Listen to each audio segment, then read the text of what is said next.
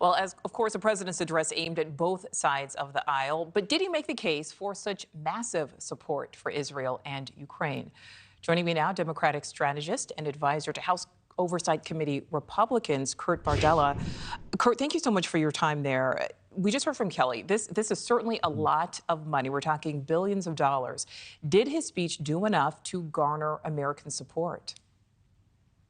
I think it did in that how he powerfully and I think very effectively was able to intertwine funding for continuing the war in Ukraine as well as support for Israel, and that our national interests are best represented by continuing to support both of those fronts. And if we allow Hamas, if we allow Putin to just run unchecked, if we retreat from that battlefield financially, that it's just going to create a bigger problem for us as well as any democracy-loving country. We cannot send the message to these dictatorial authoritarian figures that when the going gets tough, we abandon our allies. That's just going to create open season on democracies worldwide.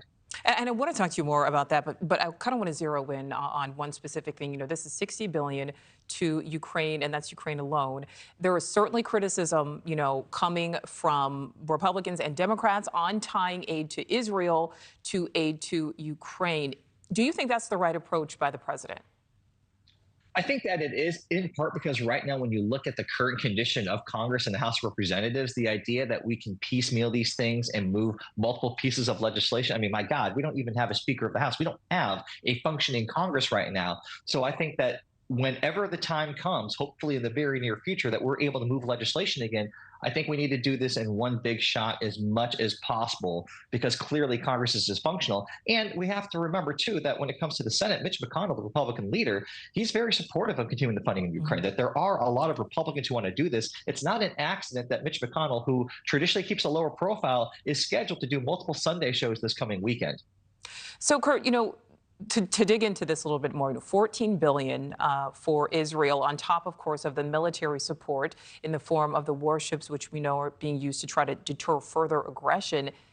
Is that level of support necessary?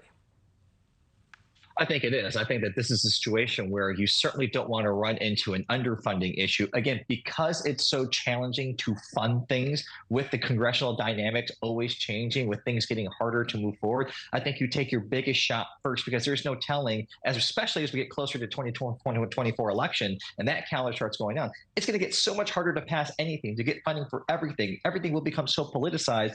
Go big right now while you can, because we may not be able to later if we need to. Well, and speaking of things becoming politicized, I know we've certainly seen the pushback on this level of support. And I'm talking about pushback coming from within factions of the Democratic Party.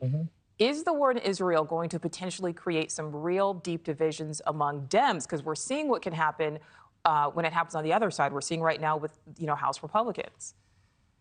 Yeah, it's interesting, because I think that while certainly there are those on the left side of the Democratic Party who are going to express their consternation and who might end up opposing certain measures, I don't think that they have the ability to just completely tank legislation either and grind the entire process to a halt and almost self-sabotage the institution the way that we have seen from the Republicans right now with everything unfolding. The Democratic Party has always been a big tent party. We saw during the time when Nancy Pelosi was presiding and had the same narrow majority, there were those on the left who weren't always happy with how things were going. They were allowed to express that, but at the end of the day, we still got stuff done. And I think that's such a contrast to what we're seeing right now from the Republicans in the House, who, I mean, no one right now knows what's going on. They're in this closed door meeting right now, and you and I, who knows how that's going, right? Yeah, that is true. But my last question for you, Kurt. Speaking of getting things done, the president is also addressing, or it appears to be addressing the crisis at our border, including aid in the package. Do you think that's a smart move? Is that a way to at least maybe potentially get some Republicans on board? Yeah, I think that gives them cover, right? I mean, we just heard in his nominating speech for Jim Jordan, Kevin McCarthy on the House floor, make a point to say every Democrat has opposed border funding.